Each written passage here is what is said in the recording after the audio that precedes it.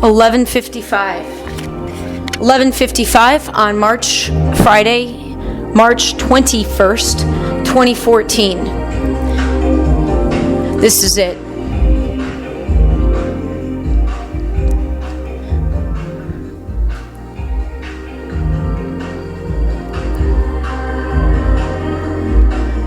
Dates, times, they're all arbitrary. In the spiritual world, they don't mean jack. But in this time, space, dimension that we're in right now, this paradigm, this reality, they very much matter. So with that in mind, I do declare this to be the official start, with the intention to jump right into what I hope the end result will be.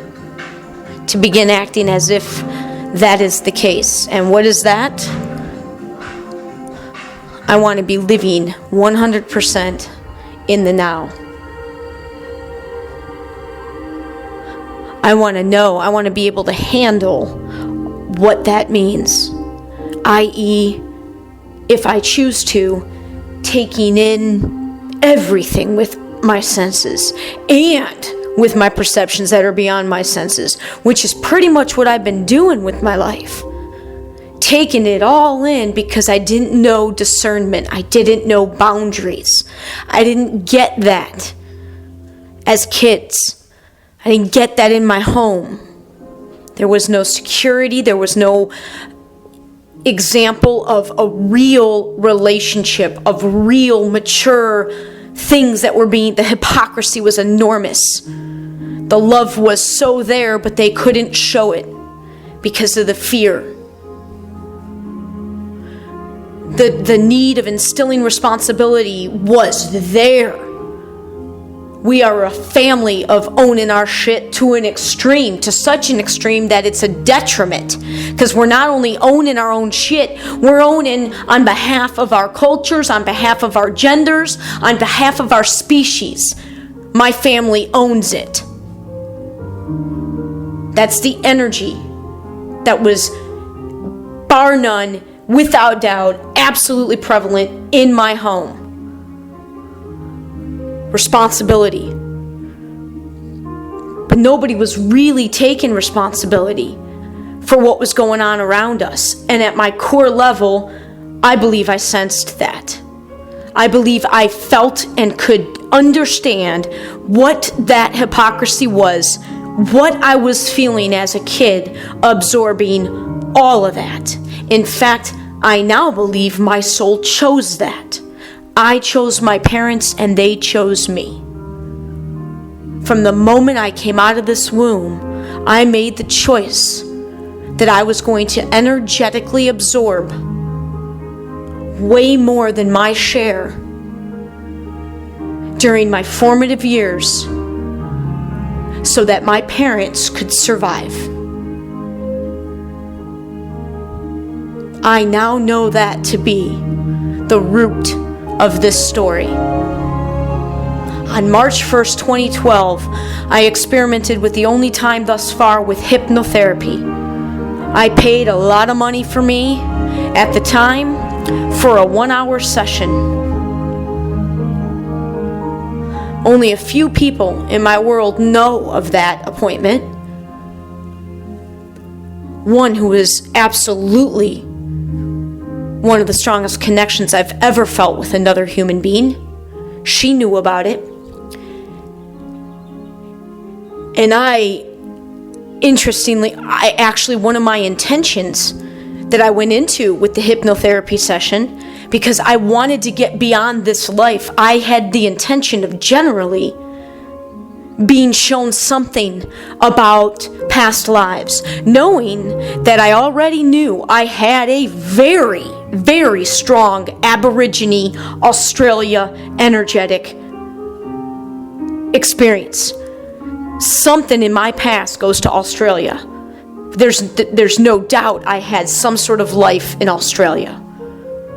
And it very well could be as far back as an Aborigine, which for me to understand myself, my story, what I feel and see for who I'm supposed to be in this life, the way I chose to interpret that based on all the things it made me feel and how true it felt, it just rang as true.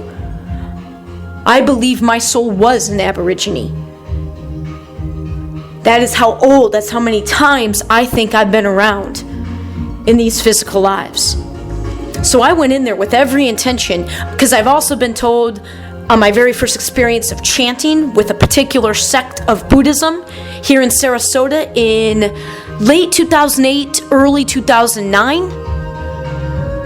The chanting, the language, which was essentially Sanskrit, was so natural to me. It was the first time I had ever chanted, and I chanted for a full hour. And people, more than one, said, "You were a Buddha in a past life." That resonated with me. And finally, a resonation with me that has been so intense. I do believe I've been coming into that particular energy of what I feel was a past life, again, or a past connection somehow. This is the strongest one of all. And that is to the Hindu goddess Durga, to Hinduism in general. And the draw to Hinduism began as a teacher when I was teaching the continent Asia to my 6th graders for the first time in the year 2007. And you can't teach Asia without teaching about India, and you can't teach India without teaching Hinduism. My kids could barely read that year, so I was having to work literally 70 to 80 hours a week just to put together something that would give these kids a fair shot to grow from the place that they were at, because they sure as shit couldn't use the textbooks. So I was creating, because I took that job with the intention to be a teacher, specifically to prepare these kids for the world that they were entering, and I took that responsibility very seriously.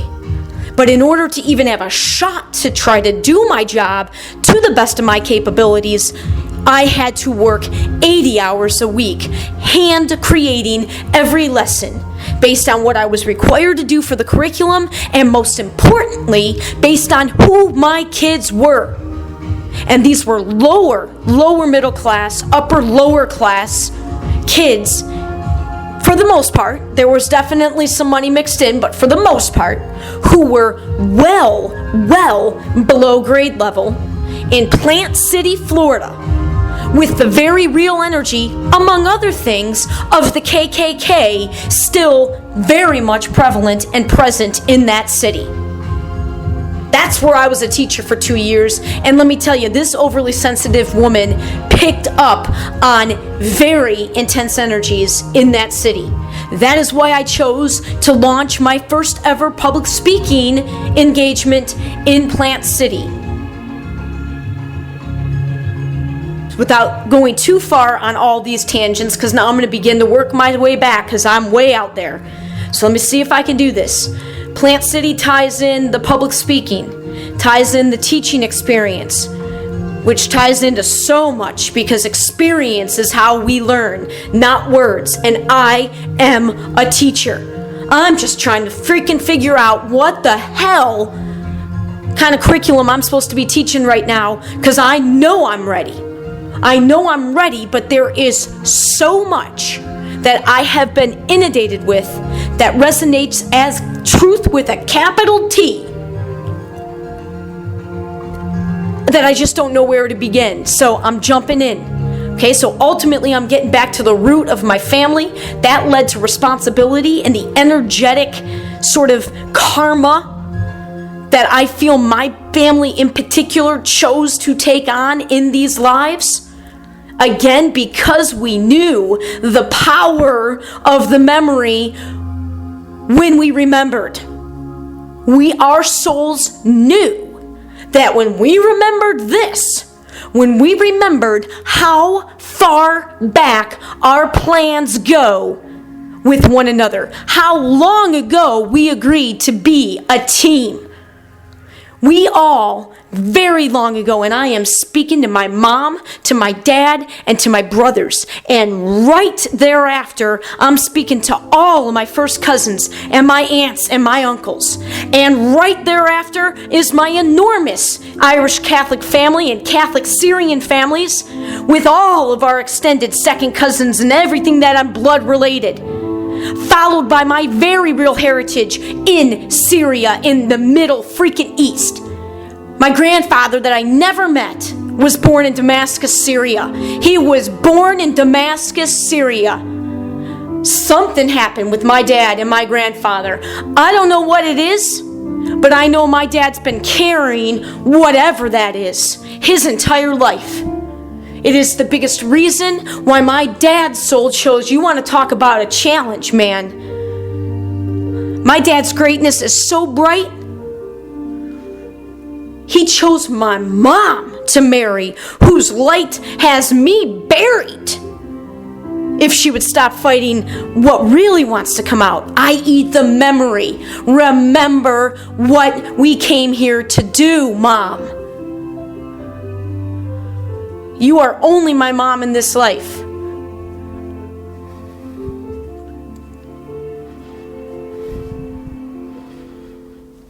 My dad not only married my mom, but he had with her the three of us.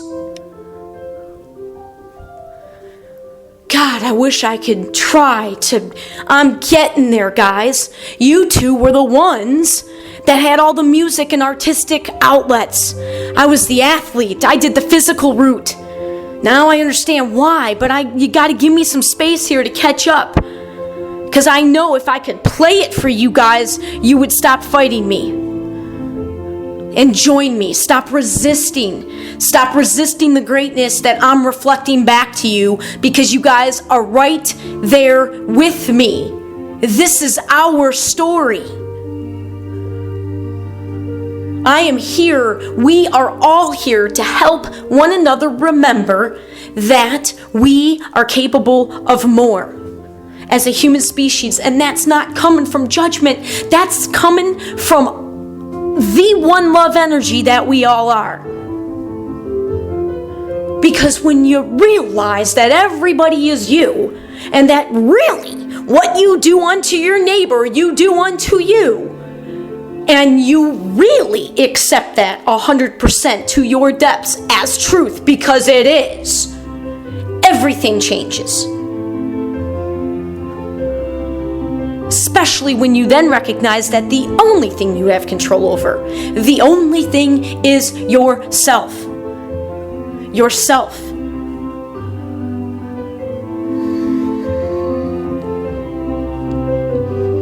Take responsibility. Stop looking at anything else out in the world. Really, anything else. Stop looking outside of yourself for any of the answers, because all that's going to do is confuse you. It's the bombardment of the energy. It's very hard to hear your own, to feel your own energy in the midst of so much else going on. Oh, I think I've lost my tangents. But I know the ultimate was the root, the family.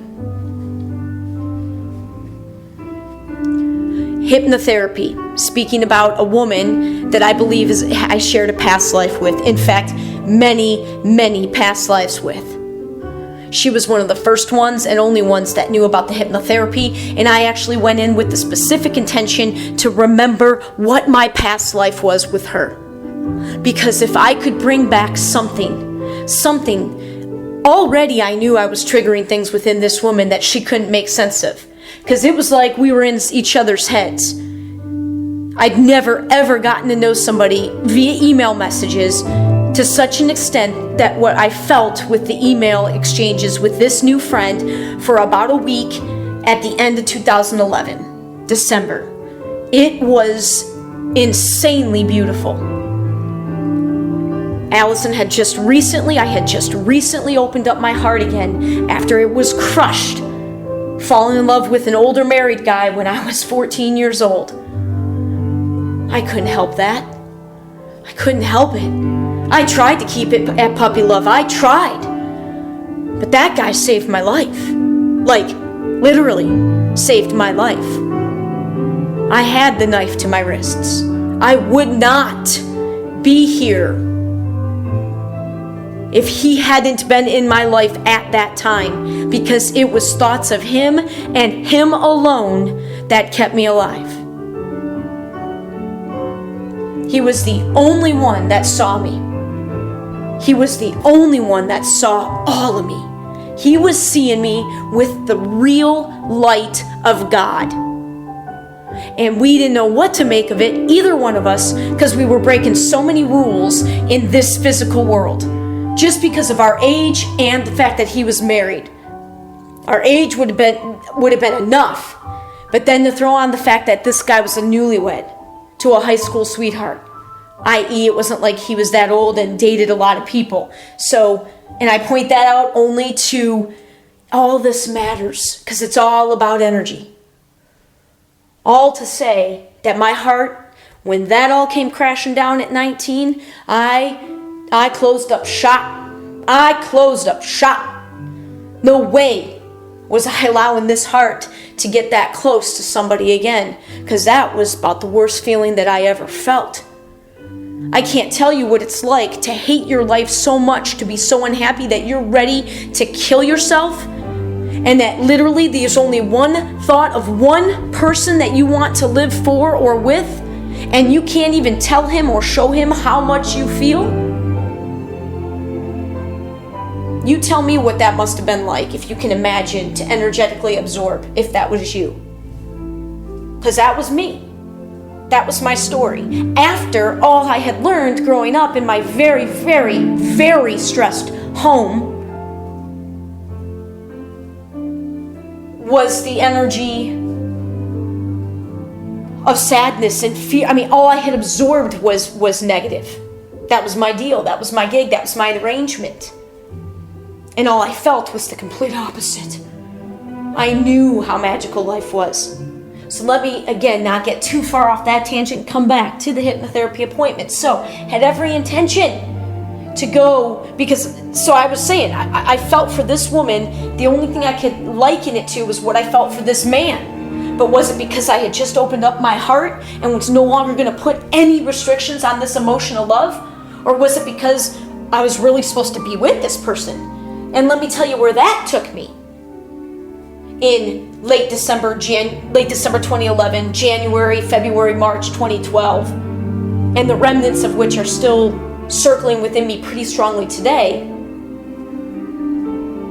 I had never been attracted or drawn to a woman with feelings like this. Never, ever. In fact, I loved my teammates so much and wanted to express, just really be like, I don't know, the stereotypical kind of girlfriends, like girly with them at times, you know, hugging them, telling them how much I cared. But I didn't do that because I was afraid of being identified as a lesbian, because I knew at the core that I was in this life definitely drawn to men. So I didn't want to be misidentified as a lesbian, not because I was judging the lesbians, because that's not who I was. And we all just want to be seen for who we are. As complete a person in this life as we can be, that's what I want to be seen as. And the greater love, the one love, the God love, that sees me like this. And that is within me, and I found that. So now I see me like this. And what's tripping me the fuck up is all I want to do is share this to others and hang out with people like this. But if you're not able to see this within yourself and accept it, it trips you up, especially if you're close to it. Especially if you, like me, was dying for this. This is all you've ever wanted, is to know that this is how it's supposed to be. Whatever the specifics look like, however that was supposed to look like in your life, you know, like, I don't know, however you define what would make your dream life right now. That's how it's supposed to be. I have my dream life right now. I have busted my ass with 4 years of conscious living every day, and it's taken every bit of that time to create the life I have right now. And I'm not living in the right now, which is the heaven I've created. This is my dream.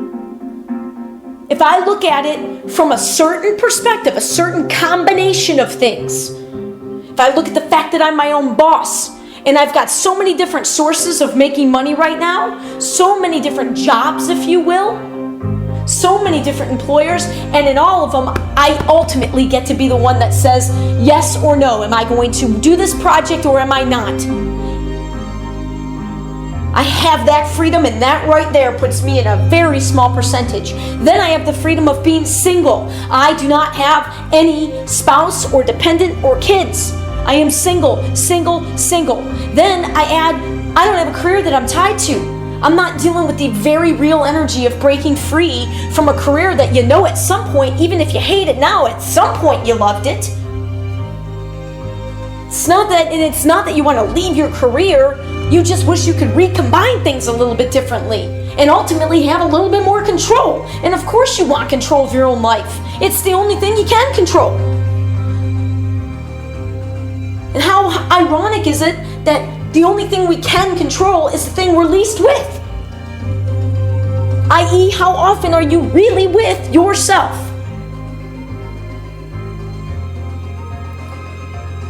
Well, it hit me.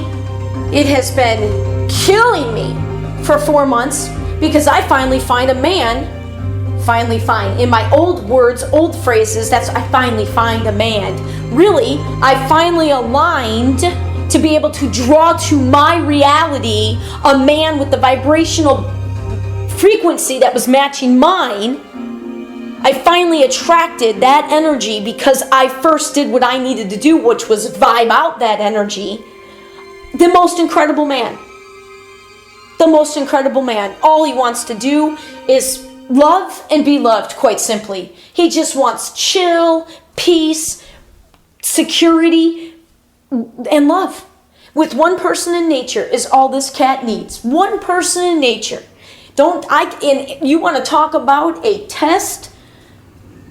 And oh yeah, by the way, I've never felt or experienced a complete adult relationship like this, because although yes, I've been married and was with my ex-husband for 8+ years, almost 9 years, neither one of us were emotionally developed enough, because it's no accident we ended up together, but we were both mirroring back and in huge patterns of being emotionally stunted.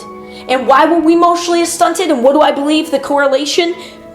Divorce. And no, I'm not saying that just because mom and dad are still in the home that your life was perfect, but I am telling you, if you grow up in a broken home, that is a very real energy. As a child, you don't know why mom and or dad are not there. You instinctively, unless somebody in your life is taking you aside and really working with you and demonstrating with you and to you that you are not the problem, then you do nothing but believe you are the problem.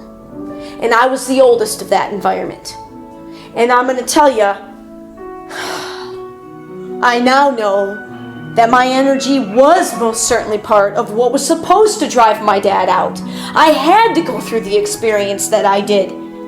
For it is exactly, you have to grow to the point where you just know that every single thing that has gotten you to your life, to this moment, everything exactly as it happened was exactly perfect. Had it not gone down the exact way it went down, you would not be exactly where you are today. And when you begin to do the number one thing in this healing process, which is to take stock of right now and find all the positive, only the positive and all the positive, because even in the darkest of stories, most certainly in this country, where we're not being bombed every day,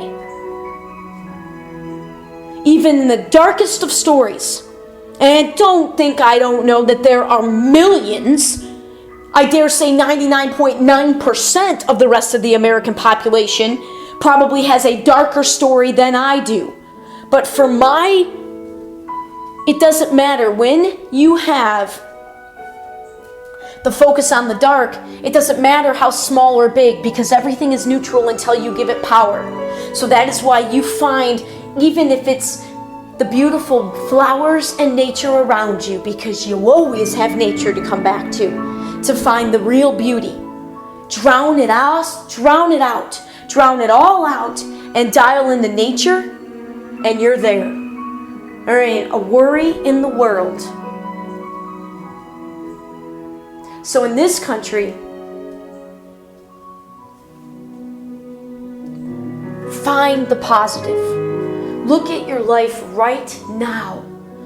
Just for argument's sake, believe. Just try to let yourself believe that what I'm saying is true. Just for argument's sake. Just for argument's sake. You don't have to really believe it. Just for shits and giggles. Imagine that everything was part of a greater plan of your soul, your energy, and collectively all of our energies.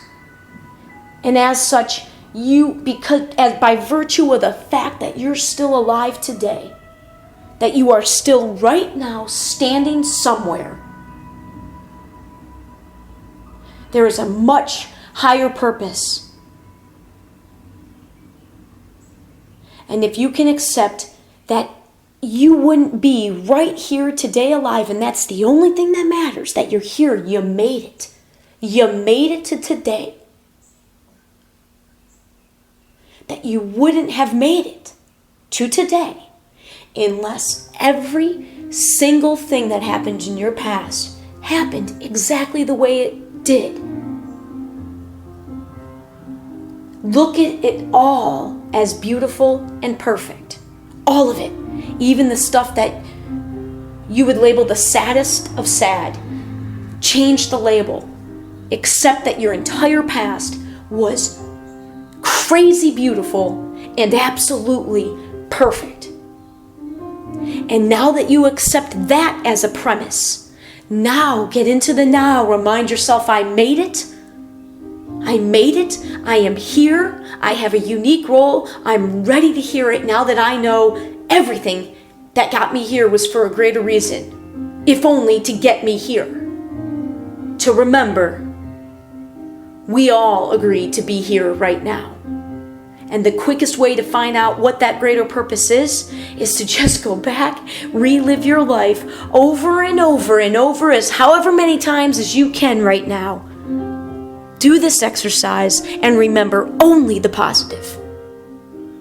Because you can go back, it's like a choose your own adventure. You can go back and start and look at and focus only on your family members, your immediate family members, who you shared a home with. Go back and think of every single positive, happy memory you can pull from your immediate family household.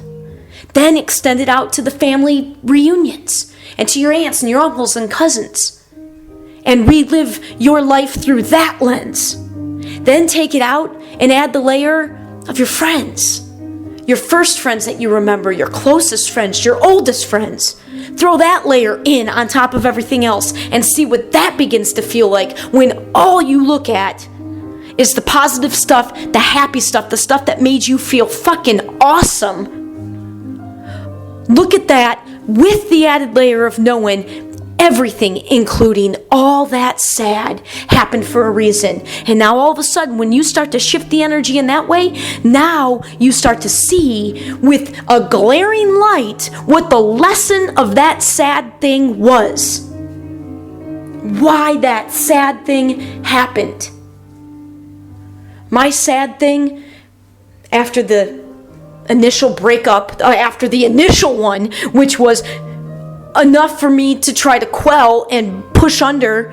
I've been trying to push it under my whole life and run from it. It was so intense. The brokenness of my family, my very first team. To know that I had the level of awareness that all kids do when they come into these bodies, that we are ultimately all one. An ultimate team. The human fucking team. We're all on the same team. If you're in a human body, you're on the same team. It's a teammate. How do you take care of a teammate? And my original team was broken just when I was starting to kind of come into my awareness. The energy of the brokenness began definitely when my youngest brother was born, which was 3 days before my 5th birthday. So I was feeling the energies. Man, just when kids are starting to really begin to come into their own thoughts and their own awareness of who they are and what this thing life is, discovering and creating. That's when all of a sudden I was absorbing nothing but heavy, intense, sad. So that was a pretty big blow. That's at the core. But the second one was when this man that was reflecting back to me the unconditional love that I knew to be true at my source, the connection I did have to God. I wasn't getting that connection in Catholic's church or catechism, no way. And as much as my family was trying to demonstrate there was too much mixed energy, too much hypocrisy, too much misalignment, claiming one thing, living another. Too much, it wasn't vibing.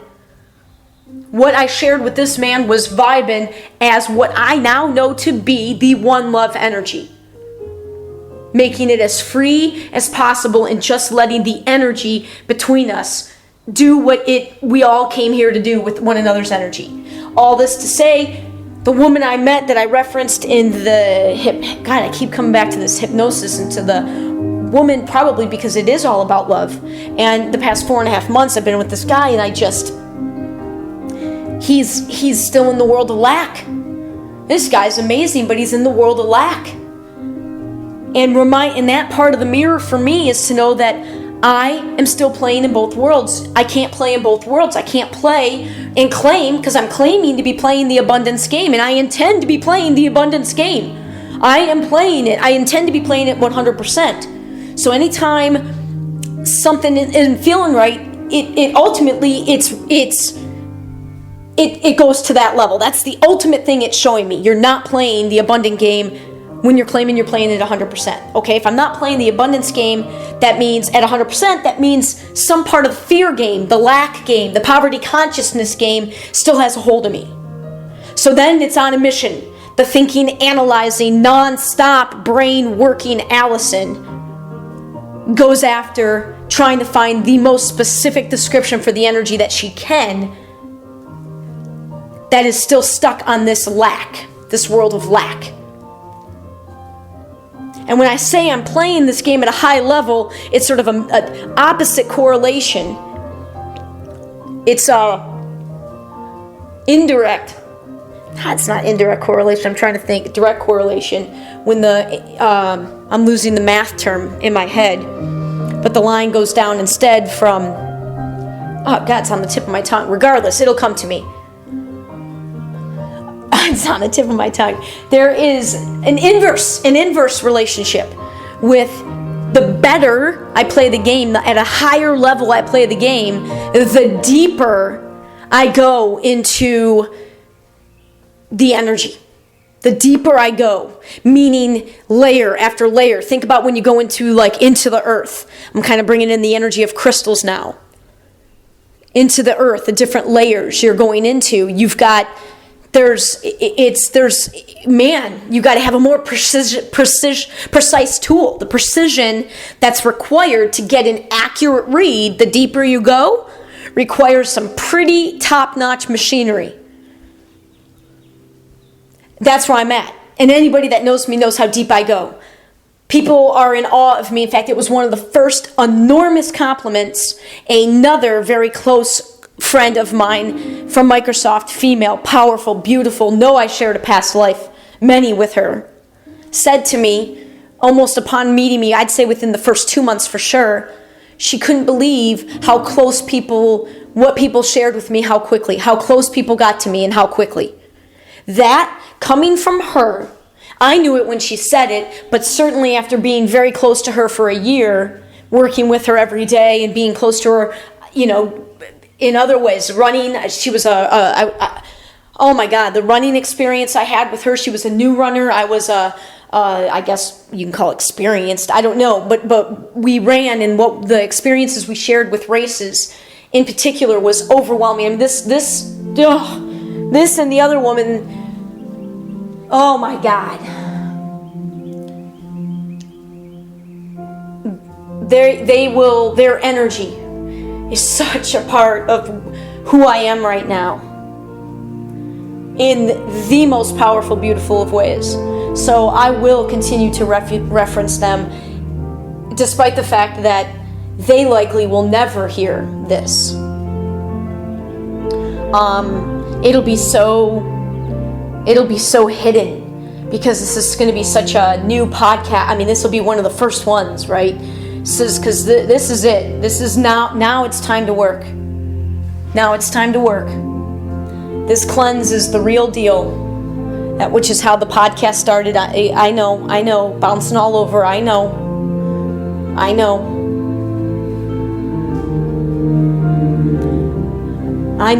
As a result of how much bouncing and the length, although I'll probably break this up, very, very, very few people will listen to this. They'll probably more so will listen once my name becomes bigger, once I get on that stage. But these two women I will reference over and over and over and over again. Certainly in this next campaign here, this upcoming cleanse, this cleanse that I've officially launched today, even though I'm not kind of with built-in knowing that I'm going to ease into living, well, what I need to align with is my eating, my exercise, and my meditation. I don't want to say that's it, because it's never it.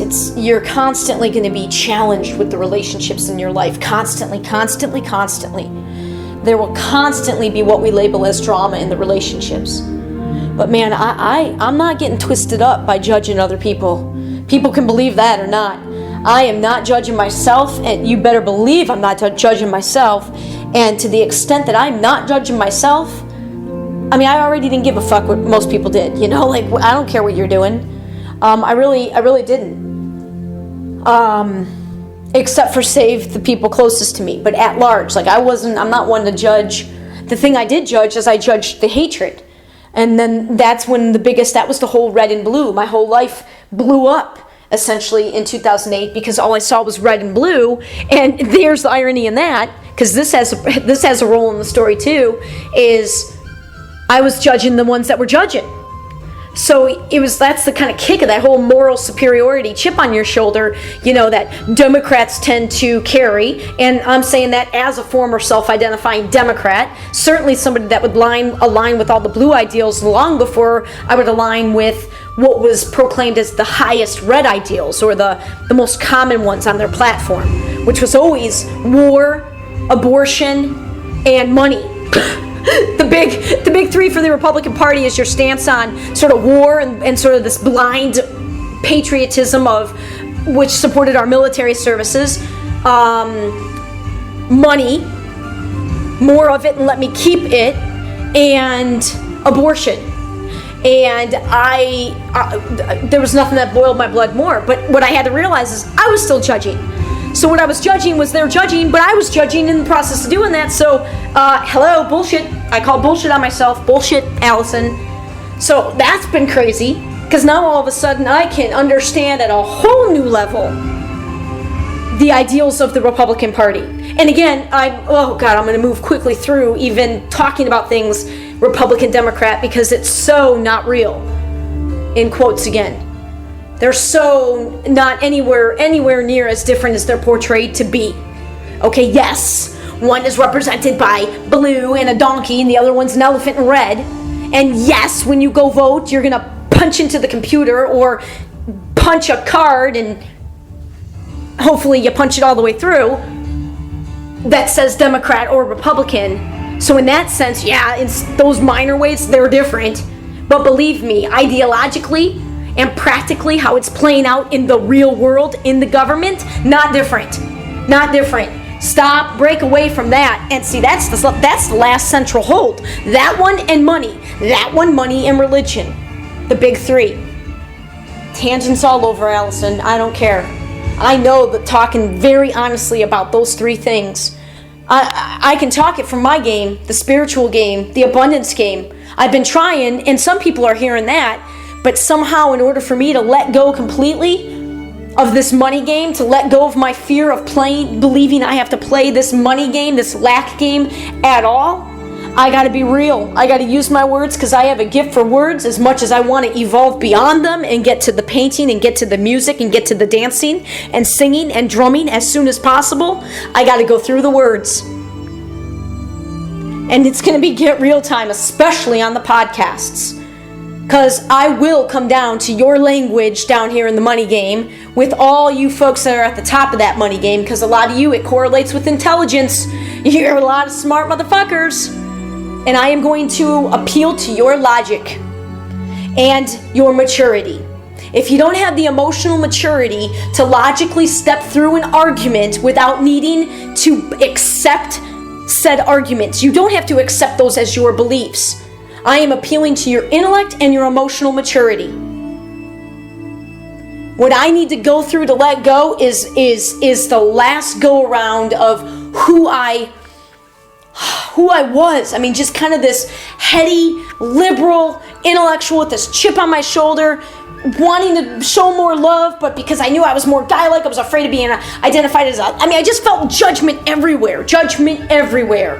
People always telling me I'm too excited, too idealistic, I ask questions about getting the bigger picture and everybody feels threatened because they think I want to jump to the top of the ladder right away. No, I need to be at the top of the ladder because I can understand and comprehend at the top of the ladder. I can accept that this is the ladder to your game, but in order for me to serve you the best of my capabilities, I need to know that view because I can understand it.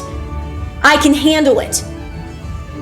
And I haven't been able to go anywhere in a work world and even come close to showing what I'm capable of doing, because as soon as I even get close, it's a threat in some way to someone or something, if only the entity itself, the system itself.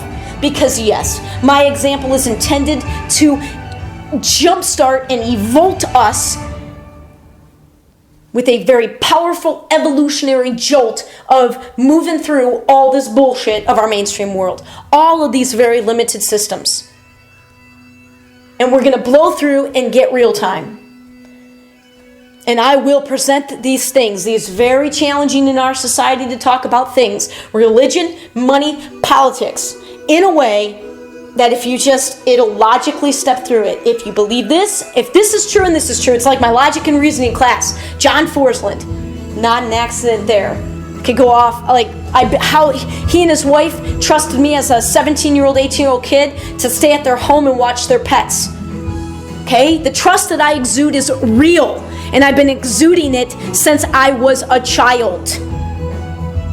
You ain't gonna get anything more real. And that's who I'm appealing to, who can handle it. Anyway, logic and reasoning, the logic tables, truth tables. False and false still make true, right? So it doesn't matter. They're just, it's the logic. It's beauty. Okay, it's like zeros and ones. Ultimately, it's really that simple. Okay, I'm appealing to your intellect and to your emotional maturity. I don't mean to insult you if you're not able to see things from this perspective. I'm not trying to insult you, but there are ridiculous numbers of people in my world who intellectually can definitely follow an argument that I can present. You're getting tripped up on the emotions, and that's fine. But that's what I'm saying. This is targeting a particular crowd, a heady crowd, that's for sure, because that's the majority of my old network, my old story network. And then it's the emotional side. It's get real. If it makes you uncomfortable, well, okay. Then that says something more about you and something that's going on within you. That's not my thing. And now I know that that's how it works. If you get tripped up over something, that's within you. It's always within you.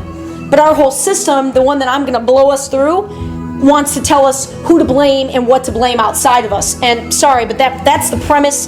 That's a fact. That's not an opinion. That's a fact. And as long as we're playing in that, with that sort of foundation, if it was just that as the foundation, and I can highlight 6 other foundational belief patterns, if you will, that are making, it doesn't matter what you do to try to fix things in that game, your premises are what need to be addressed. Einstein's quote, "You cannot solve a problem from the same consciousness that created it." The consciousness that the problem came from something that was started with an idea. Let's just say that, what the ideas were. And at that point, the ideas were obviously stable because something grew upon them. They were sturdy enough, they held. And the ideas of this country, America, have been freaking phenomenal. That's why I say in one of my podcasts, when I talk about the Supreme Court and the West Wing, and I correlate all these and relate all these seemingly different things, our founding fathers, our founding system deserves nothing but respect. What's so ironic is that what it's become is the ultimate disrespect to what was intended when it was created. So, again, that's if you're being real and honest, those are facts. So right away, right off the bat, you know if you want to keep listening to wherever these podcasts are going, because that's just how it is. And I'm not going to stay in this negative, I'm not. That's the whole point. I got to let go. I got to let go because I know I have an ability to put some very real thoughts out there for people to really contemplate before I go and live in my new world. Before I allow myself. See, I'm not allowing myself to really live in my new world because I'm hanging on to something in the old world that I know I need. Like something is holding me back. What is it? It's because I know I have the ability to really logically and quite honestly, if this is the challenging part, I know it's from a non-biased. I really do, because I'm in the spiritual world. You stop labeling. You break away from all the labels. You know that they're just words. You know that anything, including all the laws of this land, are ultimately man-made. Nothing is on this we can't describe what this spiritual guidance is. You can't describe that. So I really don't care what specific beliefs you have. It's all about your energy. I'm going to be around you if you're real, if you're fun, and if you're happy.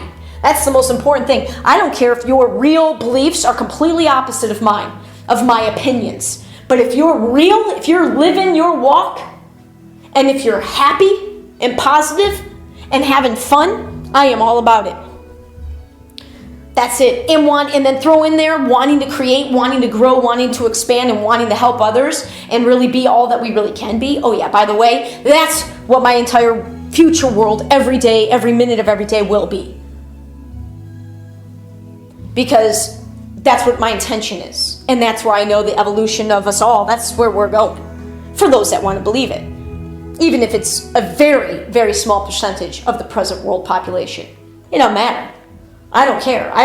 I'm used to being in small percentages. Well, I'm not used to it. That's the whole point. No one ever really teaches you how to feel with all those things. You know, how do you feel when you're not about ego and labels and things? How do you handle that when the world wants to throw these things on you, but it's not? Again, I'm not going to try to describe things. God, I want to kind of conclude because this has been so long. So let me just kind of come back. The original thing was the hypnotherapy. I couldn't get past this life. What I do remember, it was funny because she kept describing like an elevator, like going down. So I remember, and I never left the room, if you will. Like my consciousness, I tried like hell, and there's part of my lesson too. I was trying too hard. You never have to try hard. When something's ready, it flows. And if you're fighting it, if you're having to try, if you're having to drive yourself, like if you're having to work that hard, it ain't ready. You're forcing something that ain't ready because it should never be hard. So I was trying too hard, okay? But so even though I didn't leave the room and I was kind of, my consciousness always remained in that room, I did get very strong feelings of two things. Tower of Terror from Disney and the snake from Harry Potter. The big snake. Like, those were the things that I just like, whatever I was feeling, those were the images and experiences. It's a combination of the images and experiences, it's many layers, that came to me. And then the only thing that I did feel, and it tripped me up, and I can't remember, truthfully, if I felt it right then while I was experiencing it, or if it was immediately after the appointment, like that night as I tried to process the appointment, or the day after. But it was within 24 hours. And it's strange that I don't remember, because you would think I would have remembered if it actually happened in that room, because I think it did. But again, this pertains to my mom and my family energy, and that is some of my instincts are I'm still breaking free from the instincts to repress. So it would make sense that I felt it and immediately tried to repress it, but I couldn't repress it for more than 24 hours, because I definitely remember that within a day, the only thing I felt was, I actually literally felt myself coming out of my mother's womb. I felt myself being born. And all I felt that I could identify was enormous fear. In that room, what I felt like, I will say it again, I will repeat. That day, during that appointment on the evening of March 1st, 2012 in Seattle, in an effort to remember any past life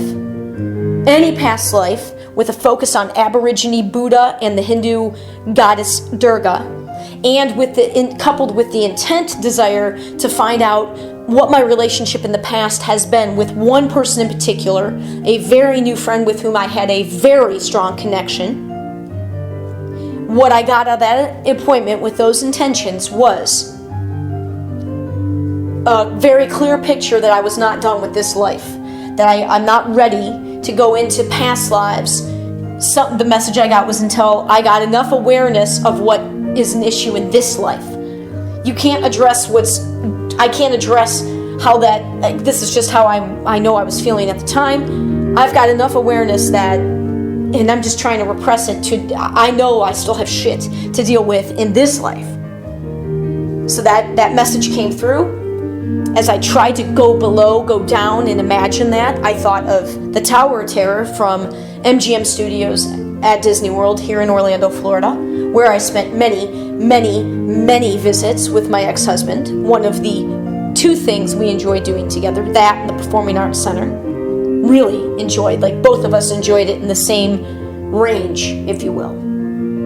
Tower of Terror and Harry Potter, specifically the snake. Harry Potter, which I freaking adore. J.K. Rowling is brilliant. I adore Harry Potter. The whole series, every book, all of it. And I felt myself being born into this world. And all I felt was tremendous fear. And upon sharing that with my mom within a couple months, she shared with me something I did not know. If I did, I certainly didn't remember it on a conscious level. She had told me before. Her oldest sister, because I was 6 weeks early. I was 6 weeks early in 1975. That's pretty early. It would have been statistically worse if I was a boy, because girls, statistically more boy babies die than girl babies. Fact, not opinion. At least at that time, premature. But 6 weeks was early. And I did not know that my mom's oldest sister lost a baby in the same way. Her water broke about the same time, 6 weeks early, and the baby died. And my mom was already pretty anxious. She was already a pretty anxious person. And that is what I felt. That is what I came into this world bearing. So before there were even problems with my mom and my dad, I was born, I believe, out of some of the most potent love out there, because of how deep I believe my mom and dad's souls to be, because of how far back I know this plan of ours to be a family goes. So far back that I'm not sure I'm going to be able to do anything to help them remember it. I got to go so far back to try to trigger something for them to remember it. I mean, this is what I'm all choosing to believe for my life today.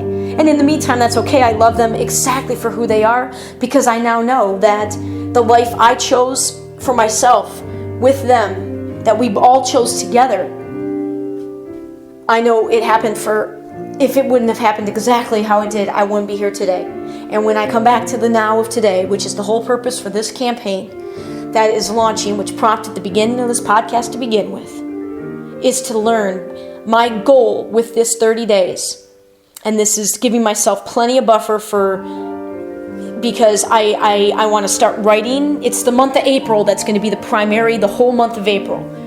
So again, that's where I'm kind of building in. I don't have to 100% jump into all that I know that resonates with me. But I know that what I'm putting into my body, eat and drink, exercise or not exercise, and then the meditation and yoga, I know what role those need to play in my life, and they're not playing the role they need to be playing. And that's only up to me to control, so I need a period of isolation. I need to take advantage of the unbelievably, really true to the core, free, independent life that I have created for myself. Because all I need is 30 days to really be with this energy to the greatest extent possible, and it will not mean complete isolation, because I already have commitments and work projects that are going to require me to interact with people in the world. So this is not at all going to be in complete isolation, but it will be pretty anonymous, because, well, I won't go in, just because it will be, because my circle, I will get to control to a great extent who I interact with and where I go, because right now, for the first time, oh my God, in so many months, I'm ahead of my bills by a month. I'm ahead of my bills, my minimum bills. There's my minimum and there's the ideal I want to pay. And I'm ahead of my minimum by a month for the first time, which means that I other than what I'm already committed to do, I don't have to commit to any more work between now and the end of April. And I've got a lot of time, with one big caveat, that it includes cutting out the man that's the closest to me right now than anybody, and that's my boyfriend. And so completely irony is not even the right word. It doesn't even appear that it's an accurate label to say that we're in a relationship. And ironic, because I just put officially on Facebook, whatever, and that does hold some weight, that does matter. Not in the specifics of it, but what I believe the higher energy of Facebook is, and how I've been utilizing Facebook in particular. This actually matters quite a bit, that I, for some reason, was guided, even though I've been dating him over 4 months, to only put myself and identify myself as being in a relationship just something like 4 days ago. I think it was the 16th. So, totally weird that now I'm about to inform him tonight that I'm pretty sure I'm not going to be able to see him for the next 30 days. Because it is his energy, in particular, the love that he's showing me, but also he's still in the world of lack. And that's not, it's nobody I know, when you risk yourself financially like I did, and believe me, I didn't really intend to make myself in as precarious a situation as what happened, truly, and there's way more to come on this, but what we do with our money in the money game is the ultimate demonstration of calling bullshit on yourself. Let's just frame it that way for now. Because if you're really playing the spiritual game, if you're really playing the abundance game and the spiritual game, you don't give a flying, if you're really playing it 100%, and you remember that as part of that game, from the way I've interpreted it, is that God, the light source, the universe, that energy will take care of you and give you and provide for you exactly what you need when you need it, even if it appears as something that was undesired. The world of abundance, you don't need to hoard, you don't need to save. There's always enough for everybody at any given time. So if you're going to take that out, logically, remember, I'm going to challenge my logic and emotionally, I'm going to challenge you logically and emotionally in your maturity, no matter what your beliefs are. Because that's what I've been doing to myself, man. I'm one heady person. I'm going to overthink this and call bullshit on myself and try to disprove this instinctively. That's just how I kind of work. But this spiritual stuff is undeniable. Like, that trumps everything. Like, I forego, because now I know that while my mind can comprehend quite a bit that a mind can comprehend, a human mind, it's still a human mind. I still have I'm still in the valley when that higher energy is up on the mountaintop. So I always relinquish to the higher power. Always. That is what's guiding me, not my own intellect. Because I now know that as much as it's about, the whole journey is about being able to trust all of who you are, including your intellect. But that's not what's guiding me anymore. Me thinking I can outthink somebody else and somehow phrasing it way where mine is better, it's about, so when you're playing that spiritual game and that's what's guiding you, look how you're, ask yourself about the money then. That's what I'll say is, if you really believe that abundance, there's always enough and you'll always be taken care of, and you know that money isn't, money is just energy. It's no more valuable. Everything's neutral until you give it power. And yet, like, if why are any of us hanging out who have those beliefs? If you follow it logically, isn't it the next extension to say there's no reason to hold on to any money?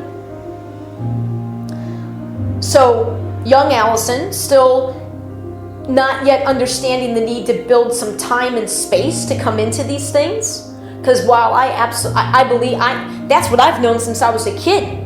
Now, finally, I validated it for myself. I don't need to get the validation from somebody else that I've been seeking my whole life. Woo, finally, that's the answer I've been looking for my whole life. That, yep, it ain't about the money. That's really what it comes down to. It ain't about the money. It's about the energy. So I got that, but and me being so young and so really, ultimately, it comes down to underestimating my own energetic power. Like how much of this energy I really am channeling.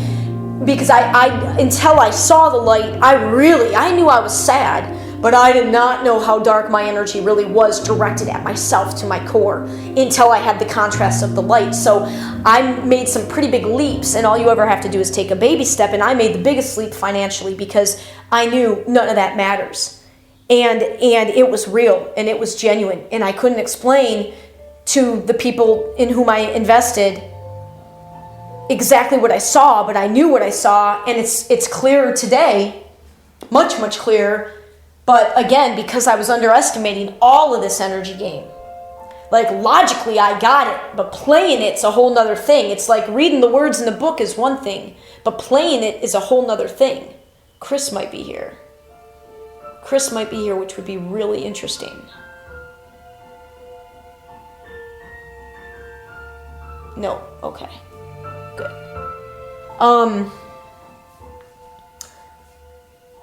So what you do with your money, yeah, that's a big bullshit call. Because if you really believe in the world of abundance and you're living your life, and again, I could take that leap because I didn't have anybody depending on me. I know that no matter what, especially now I know this, but I definitely have known this on some level through this entire journey, this very intense journey this past 4 years. I would always have a roof over my head. I would always have multiple people that would be willing to have me in their homes for extended periods of time. And as part of that, food. So if I always knew I'd have a place to land, to stay and eat something, roof over my head and eat something, what was I afraid of? And there's the other part of the component there, of the equation, of the spiritual game, of like testing myself. What are you afraid of? You don't believe in death anymore because you know the essence of who you are never dies. You know you're here for a purpose. You don't have to convince anybody anymore. You know you're here for a purpose, and guess what? You actually have an absolute running start on what that purpose is because you were pretty certain you knew of it at 13, and now you know you knew at 13. You're not judging anymore. You finally have the self-love. Like, all the parts are there. And it was just, but you can't live out in this world by yourself. We didn't come here to play around by ourselves. We came here to create with others. And so I've been on this mission on again, various levels of awareness and consciousness of getting teammates, obtaining teammates. And I can understand why somebody's not going to leap into a completely different game. I mean, this isn't like going from, badminton to, racquetball to tennis, or badminton to, to trying to think of, not squash, but, they're all paddles. Those are all similar, like that'd be enough of it. Let's use badminton to racquetball. That's a totally different game. That's a big jump. If you've never played racquetball, but you played badminton to leap into it. But it's still got some of the same, you have a paddle or a racket, you use those motions. There's some similarities. More similar if you do tennis and badminton. Okay? All to say, we're not talking about even that kind of jump.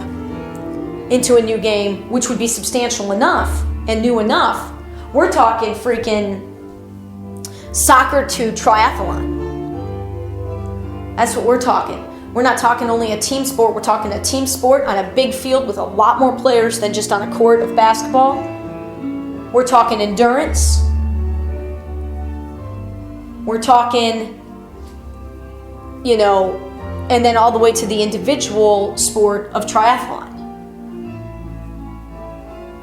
So really, really, really, that's what I'm asking you to do. So of course that's not going to be an easy jump. And one most people never, probably in a lot of ways, never could imagine themselves wanting to take.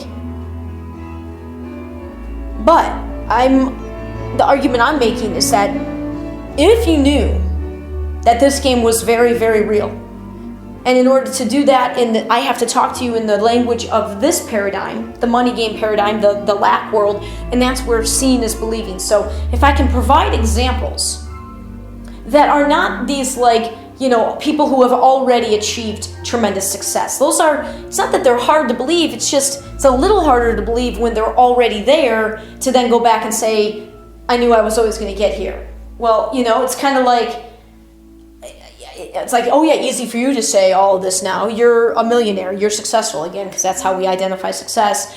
It's showing everyday person, everyday people, in everyday real scenarios, demonstrations of these miracles. If I could portray to you, which I've been doing it, mostly with my own story, because that's what I know the best, because I can't, there aren't even many who are able yet to see why we do need to start speaking more publicly with the good stories. And the only ways those spread is more people involved. I'm not going to go off on that tangent. All to say, if I could present to you this new game, the general rules, the premises, logically, so you can say, okay, if this is, I can see how this works, okay, and then give you examples. Mine being the primary one, but sharing with permission other parts of others. Give you examples of this very new, very real, very powerful, very beautiful game. I would bet all the money in the world, in this world, that you're not going to want to play that old game anymore. No matter how much work, and believe me, it is work. It is simple, but it is not easy to transition from the money game to the energy game. Simple, not easy. It is work. But if you're willing to take it, stand up tall and know that don't take any of it personally. If I tell you generally, not you specifically, because I'm done doing that, I'm not talking to anybody about this directly unless they ask. This is all through my work. I'm going to call bullshit. Generally, because I'm going to take you through my story where I called bullshit on myself over and over and over again. If you believe this, Alyson, in this new spiritual awakening game, you cannot act like this in this game. That is what my life has been. So I'm going to be calling bullshit on myself, but you're going to see yourself in me.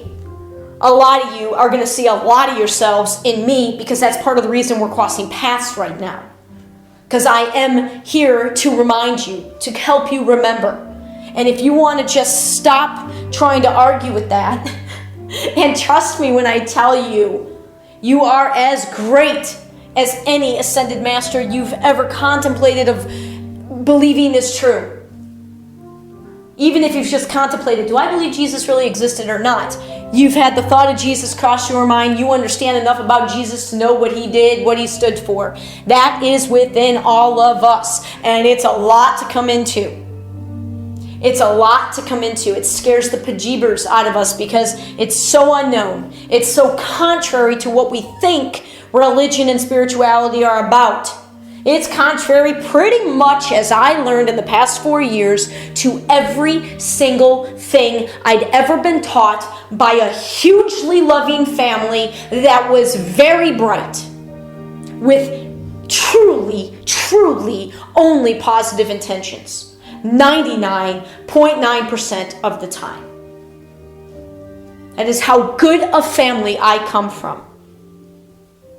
but what I was brought up to believe and try to repeat and try to buy into. Again, they were just doing whatever pretty much all the parents in my world were doing. Growing up in the middle class, suburban Detroit in the 80s and early 90s. Okay? All the societal ideals, the cultural ideals of America. And I'm telling you, in my experience after this awakening, everything had to shift. Every part of me. It was like every single belief I had. Because even though I had it once and it was my belief, I came up in a society and a home where my beliefs were constantly being threatened and told were wrong. So I really, as a kid, didn't have the strength yet to stand up or even know how to identify what was mine and what was not mine. That's what this 4 years has been, because I know what's guiding me now. I know it to be the power that people call God, that people call the light, that people call the universe. I know it. That's the premise of all my work right there. That is what I'm speaking from. I am speaking from the only truth I can, which is my own. And I, for myself, you don't have to believe it, without a doubt, know that power exists. And I don't care what you call it, because those are all just words. I've felt it, I've lived it, I've experienced it, I have played with it now, I am creating with it every day. And I want to be with it all the time. And I want to be with others who are also doing what I'm trying to do, which is simply be the most powerful, efficient, beautiful conduit of that energy in this life, because that's what we came here to do. We came here to remember that we are all each unique expressions of this one energy. And as such, we do have a unique calling. And the only way you can hear that calling is to learn to feel it. And the only way you can feel it is if you trust all these things that you've never felt or known or been able to identify before. And you gotta stop thinking and trying to analyze it and think that you someday will understand it all and be able to explain it all. You won't. We're not intended to. That's the point. We are spiritual beings having a physical experience. And we are just coming into now the real power of what we're going to be able to do as human beings.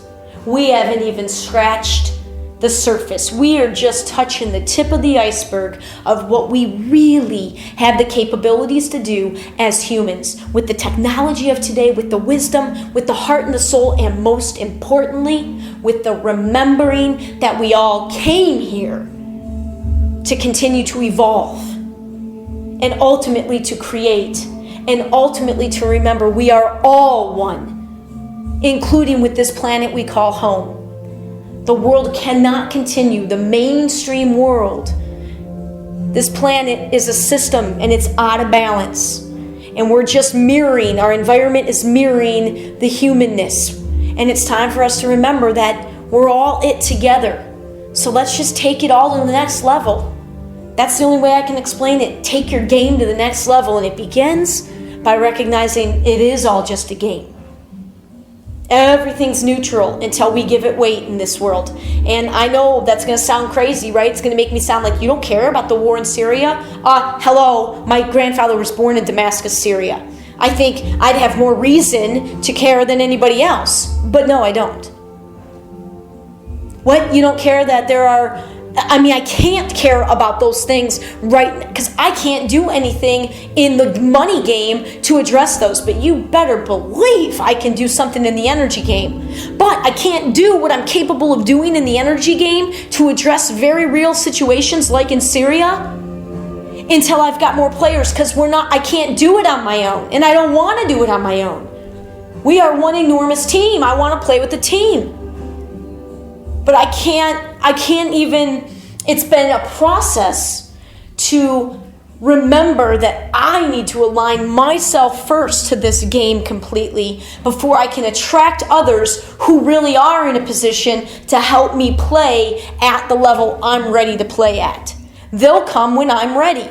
And for me to get frustrated at the people in my life right now that I want to be ready, and they're so close to being ready, because we're all attracting one another, and we're all playing in one another's worlds, either on a daily basis or on the periphery, for absolutely powerful reasons right now. At the least of which is, we're all in the same range of frequency, and I'm going to call that range of frequency the greatness. To what extent are you living your greatness? And that all centers around love. So I'll say it and explain it one more further. How much are you loving your life every single minute of the day? It doesn't matter what the specifics are. How much love, genuine, real, complete love, no rules, no restrictions, how much love do you have going through you every day? Those are the people I want to play with. Those are the people that, when we start to be able to combine in this energy game, watch what's going to happen. And I've got those players. I've got tons of those players that are in the same range as me. And my role is, I know what I'm still not doing for myself in the spiritual game. So I got to address that first. Anytime you feel tempted to look outside of yourself, use that as a mirror to come back in, because rest assured, it's reflecting something back about where you're at to you. And that's where the maturity comes in. Don't take it personally. Don't beat yourself up about it. Most definitely don't blame somebody else. It's never anybody else's fault. If you're not playing, the 4 basic rules of this game are no judgment, unconditional love only, surrendering to the belief that there is a higher power, and then actually learning to surrender to it, and the understanding that we're all connected. Those are the basic 4 rules. Those for sure. And I'm going to tell you, learning unconditional love and actually acting it, and acting without judgment, those can take years. We're breaking some serious momentum of energy on those rules. But those are the basic rules. But then you get into, oh man, I don't even know how long I've been going, but I'm feeling a slowdown.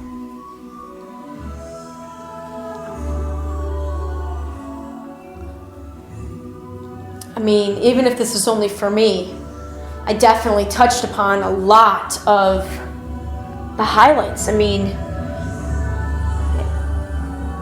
people will listen to what they listen to. Yep, they'll listen to what they listen to.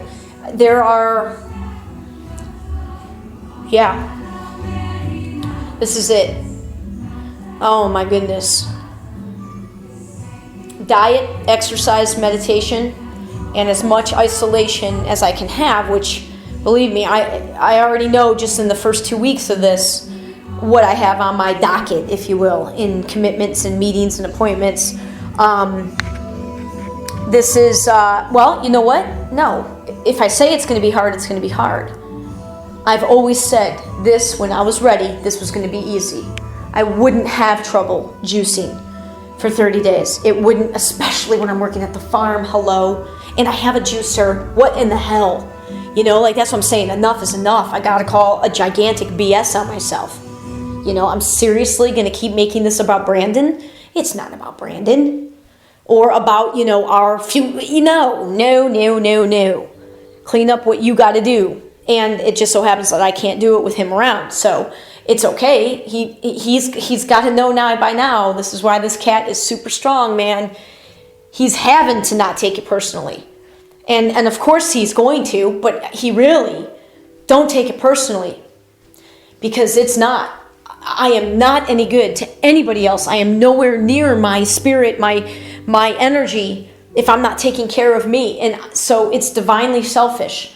I've been for weeks and weeks now, if not months, I've been feeling apologetic. I've been feeling guilty. I've been feeling badly about knowing that I needed to do this because I felt so selfish. But the truth of the matter is that I absolutely, right now in my life, exactly where I am, I have to be. I am still obviously not fully out of my old story in terms of the habits and patterns. But the decisions that I'm making are with such awareness and consciousness that, again, knowing that not everything ever has a distinct starting and end point, I am living in my new story energy. I'm still very much dealing with consequences from my old story decisions, but I am in my new story energy. And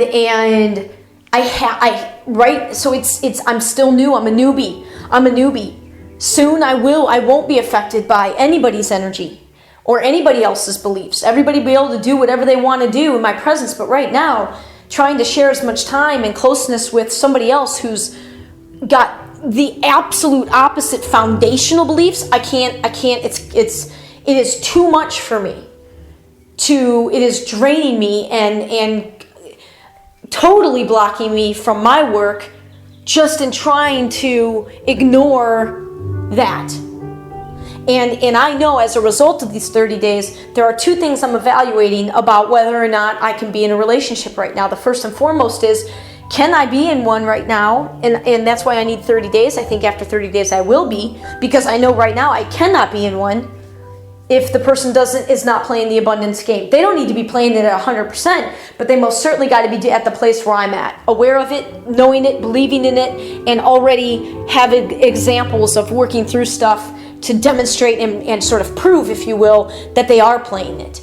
And again, these are not things that, like, I'll be able to feel this going forward.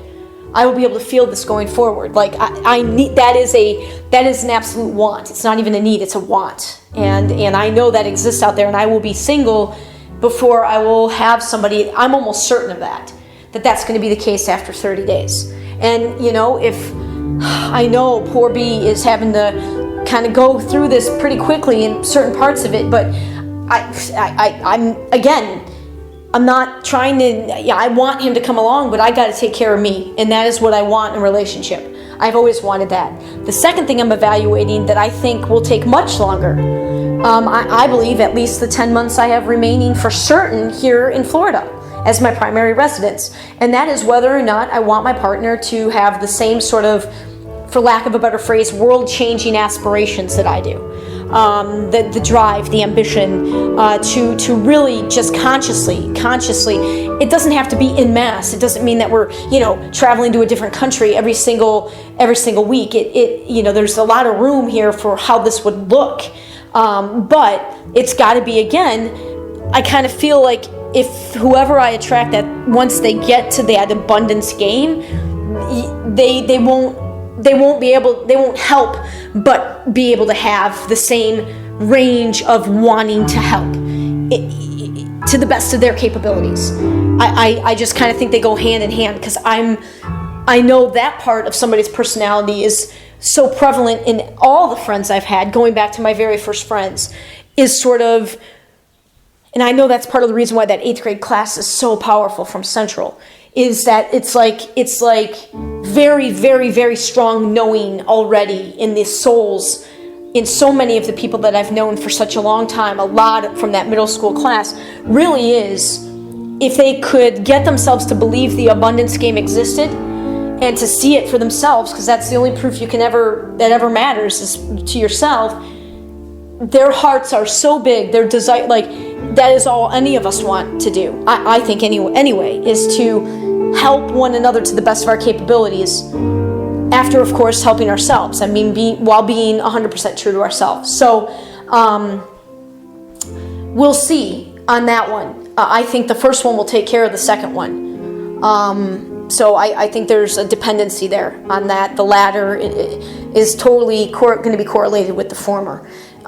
In terms of male energies that I'm being drawn to or have been drawn to in the past. So, the Alyson of the past couple weeks has been very tearful, very upset, really struggling with this, because I don't want to think that I'm breaking up with Brandon. I don't want that. I really don't want that. But I know I cannot deny I can no longer deny what it is I'm experiencing. And I cannot be this close with somebody who doesn't believe in the awareness, in the abundance game. And so I'm going to, I don't know, I guess encourage him. I don't know what work's going to come out of me. Maybe nothing. Maybe it will be all held back and it'll be one final. I have no idea. But I really think I'm just going to have to tell him, along with everybody else in my life that may care. And it's not a ton, but I know from people, just enough people that have expressed to me that they're sort of paying attention to my story and, watching things. I know there's at least a small handful out there. So for those folks, I am going to be highly, highly, highly, looking out for me. Number one, me. Me. My energy. You're going to be poo-pooing me in any way, I will remove myself. My energy comes first, and namely my knowing of this truth, my knowing of my calling, my knowing of the power of what I've done already, my knowing of how genuine and real my intent was when I gave away consciously to begin my company, tens of thousands of dollars, with a very real plan in my head. It's the real deal, and if you're not ready for it, that's so awesome. That's fine. That's so cool. I'm not directing it towards you if it's too real for you or too annoying or too whatever. This is out there to all those in my life. And again, I know there's at least a small handful to give you, with discernment and wisdom, believe it or not, the complete real story, aspects, glimpses of the complete, very real story that has been Alyson's awakening story, which she consciously knew the switch flipped on April 3rd, 2010. And on the 4-year anniversary coming up here in just a couple of weeks, it is likely that I am going to begin 27-day writing period that is going to be directly coinciding with this cleanse,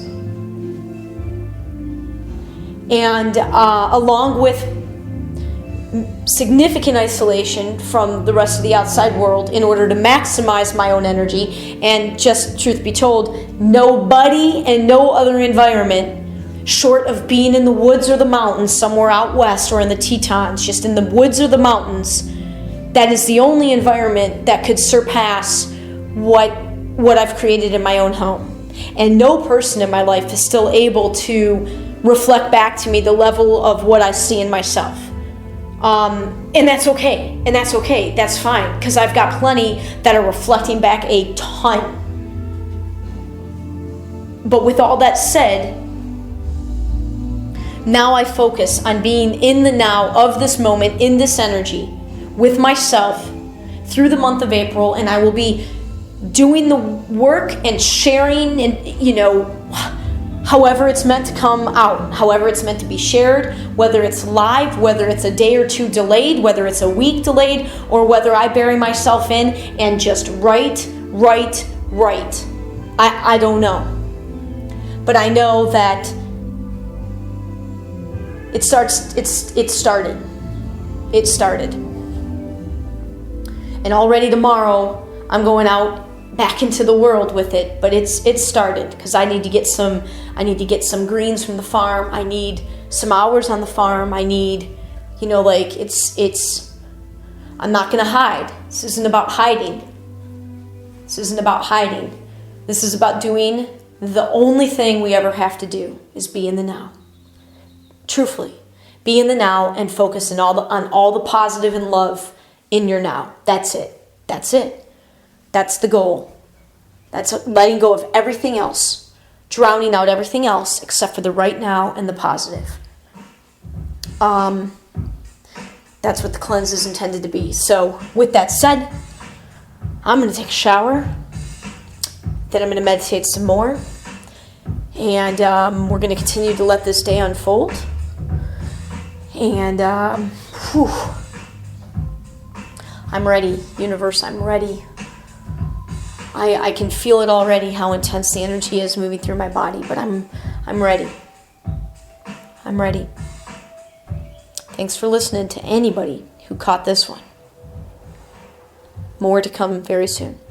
Take care.